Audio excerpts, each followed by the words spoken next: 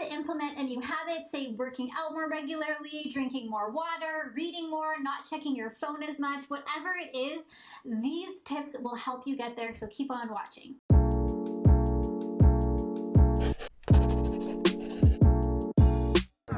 Welcome back to my channel. I'm Jenny Paul. This is the Live Long and Hustle YouTube channel where entrepreneurs come to thrive in mind, body, and business. So listen, it's tough to implement habits. I know that we can all think of at least one habit that we tried to implement from the beginning of this year, let's say, and we have dropped off. Now, these 4 habit hacks that I'm going to share with you come from the book called Atomic Habits. Now, I was definitely late to the game on this one. My husband Matt read it and he loved it. I think the title or something about it just didn't really grab my attention and make me want to read it, but he shared one of the tips with me and it helped me start drinking more water. Like, I went from hardly getting down a liter to now drinking 2 liters of water consistently. So that kind of helped me push me over the edge, I guess you could say, because now I read the book and there are so many golden nuggets in it. So that's what I'm going to share with you today, were some of my key takeaways. So let's jump into habit hack number 1.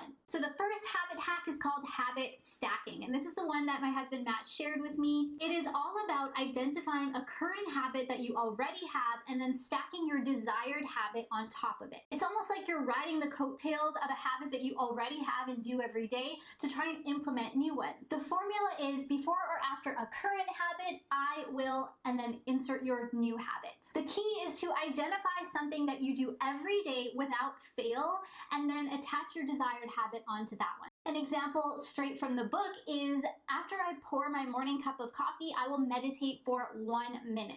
So like I mentioned, drinking water for me has always been a struggle. I tried everything. You know those big, huge jugs that you carry around with you and then you fill it up in the morning and by the end of the day you're supposed to be done? That never worked. I would always have water left over and it would be too close to bed and I didn't want to down it and then have to pee all night. I would add lemon to my water to try and make it taste better. Still didn't work. I would set reminders in my phone to continuously drink water. Still did not work. So the rule is that I'm not allowed to check my phone in the morning until I have drank at least 500 milliliters of water. Checking my phone in the morning is something that I do every single day. So that's a habit that I have, whether you want to call that good or bad. It's something that I do every single day.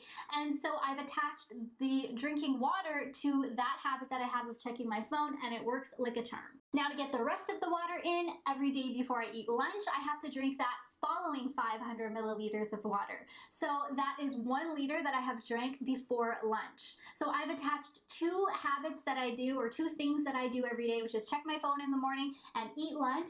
I've attached drinking water to both of those things to help me get more water down. So some other examples: after I brush my teeth, I will take my vitamin. Before I close my laptop for my lunch break, I will do 30 squats. Our brains are really good at associating things. So the fact that we are continuously associating something that we do all the time with something that we want to implement, it's really going to help to remind us to do that thing. The next habit hack is called the motivation ritual. Now this one helps to make a difficult habit easier to implement. And the idea is to do something that you love before you have to do that difficult thing and turn it into a ritual. A clear example of this is when people pour their morning coffee, it's signaling to their brain that it's time to get to work. So it's not just the caffeine that's helping them get into that mode, it's also just the ritual of having their morning cup of coffee itself. So the formula for this one is I will insert something you love before I insert the habit that you want to implement or the difficult task that you have to do. The premise is the more you ritualize the process, the easier it will be for you to slip into the state of focus that you need to get that task or that habit done. So how I use this is I have a workout playlist that I don't listen to any other time except during my workout. So as soon as I turn that playlist on, it signals to my brain that it is time to work out, and it really helps get me through that workout. Or if I have a creative task to do, like let's say I have a lot of writing to do, maybe I'm writing a blog post, I have a playlist for writing, and that also gets me into that mood and helps me to focus while I'm writing. Another example is lighting incense before I meditate. The ritual of lighting that incense already signals to me that it's time to meditate, and it helps me implement that habit a lot easier because it's ritualized and I just enjoy the process. The third habit hack is called temptation bundling. And this is when you attach something that you want to do with something that you have to do. So in other words, allow yourself a guilty pleasure. So here are some examples. You only get to watch one of your guilty pleasure shows on Netflix while you're on your stationary bike. Or you can only read celebrity gossip when you're at the gym. Or you can only have a certain cheat meal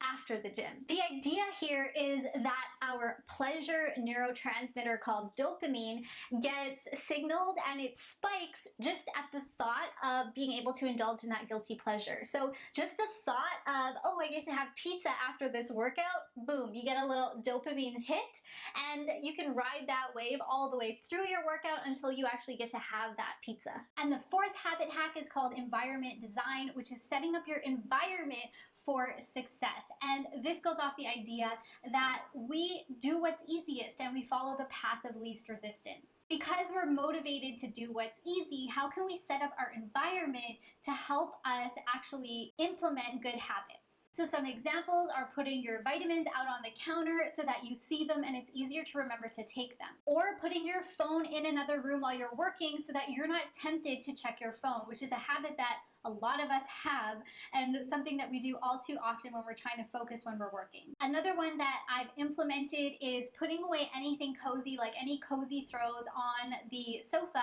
when I'm done in the evening so that in the morning I don't see it there and it doesn't signal for me to cozy up and watch, just one show. My best friend just recently put up a pull-up bar in her kitchen. So it's one of those pull-up bars that attaches in the doorway, and it's also in the doorway that goes to her mudroom. So when she's in the kitchen, she's reminded to practice her pull-ups, and anytime she leaves the house, is going through her mudroom to get to her garage, it is also a reminder, so it's easy for her to practice. So the question is, how can we set up our environment to implement good habits? Now, knowledge is useless without action, so comment below and let me know a habit that you're going to implement and which of these techniques you're going to use to do it. I hope you liked that video. If you did and found it helpful, please hit the thumbs up, subscribe, and I will see you in the next video.